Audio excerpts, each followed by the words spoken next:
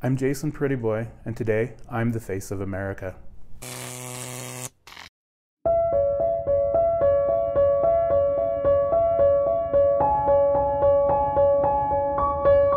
We have been here thousands of years longer than our colonial overlords, or whatever you want to call them. When we start looking at this from a political lens, what we really need to understand is if we're going to create change within the system we are in, we need to be a part of the system that we are in.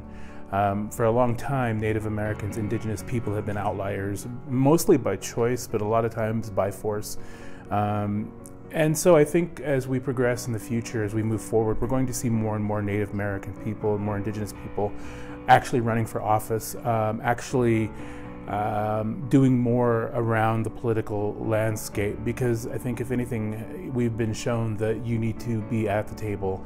And in a lot of times you need to force your way into the table before they'll take you seriously.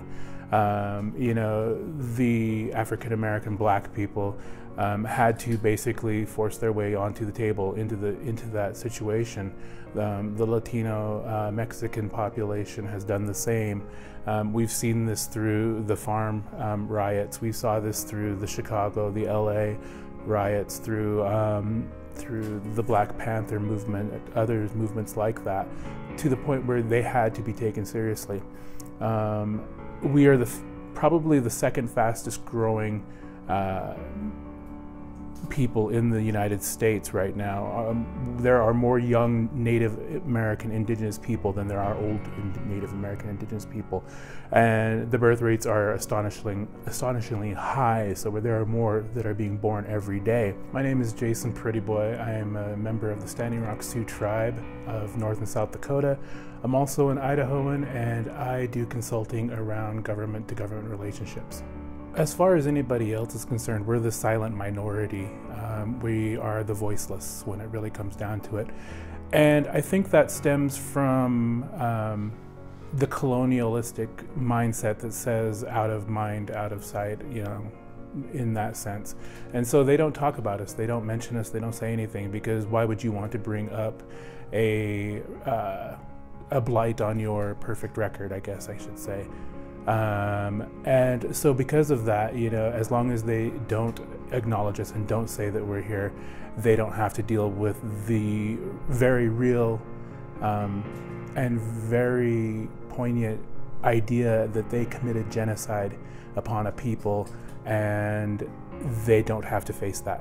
Most Native American people do not consider Mexican, Latino people that. They consider them indigenous as well, because we were here long before these borders ever crossed us. These are our cousins, these are our relatives. You know, there are tribes that straddle the Mexican-American border. They are not different. They're not suddenly Mexican on one side because they, you know, put an imaginary line across them. They are still Tohono O'odham. On the north side, we have Crow people, we have Blackfeet people that have reservation on both sides of the border. They are not Canadian or you know American. They're Blackfeet. You know, they're Siksika. You know, with the Dakota people, with my own tribe, the Standing Rock Sioux tribe, we have a number of families that live in White Bear, Saskatchewan, Canada, that were left there by Sitting Bull when he went after the destruction of Custer. Those are our relatives. Those are people that, you know, we still have contact with, that are still family members. And Native Americans and indigenous people in particular are members of more nations than just the United States. We are members of our own tribes, and we are members of our own bands and our own states. And so, you know, we have so many allegiances. And we feel that this is not a burden, but at least in my mind, it's not a burden.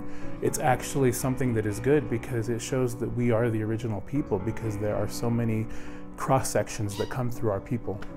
I think that tribes, while being political entities, are also fiscal entities. They need to make money. You know, in order to run our tribal governments, we only get so much money from the federal government. And in fact, in the past 50 to 60 years, the federal government has basically said you need to become more self-sufficient. And because of that, tribes have actually looked to exploit their own strengths, and in some cases weaknesses, to actually create money.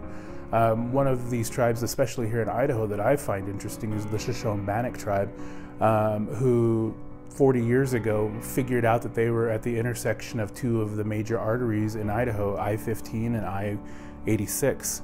And so they put gas stations on both of them. You know, but if you're going to walk into a gas station and get fuel, you're not going to want to see the story of how the Shoshone-Bannock were, you know, systematically erased from the history books, especially when they were moved out of this area. You know, we currently sit on occupied Niue land or Shoshone land in Shoshone-Bannocks. You know, this was their land. In fact, where we sit right now is still Shoshone land. You know, they were living farther up the river, and the powers that be of Boise decided that they shouldn't be there anymore.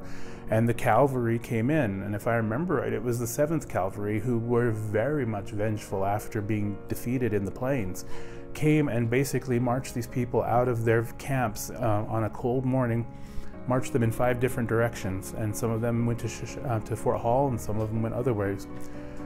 So you're not going to, if you're a business person or if you're wanting to make money, you're not going to want to bring attention to that, because who wants to walk in and see all this while they're trying to get their soda and gas? We were hunted to the point of extinction. You know, our food source was destroyed, and people don't understand that unless they're willing to look into the history of it. And so we, you know, while we are trying to create economic prosperity for our people, still need to put those stories there so the people that are interested can actually come and look at it.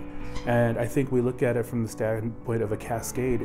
If one person is willing to come and understand and see our stories, that person will go and champion our stories to other people, and then those people will be interested. And pretty soon, I mean, it's a war by attrition. It might take forever, but we will do it.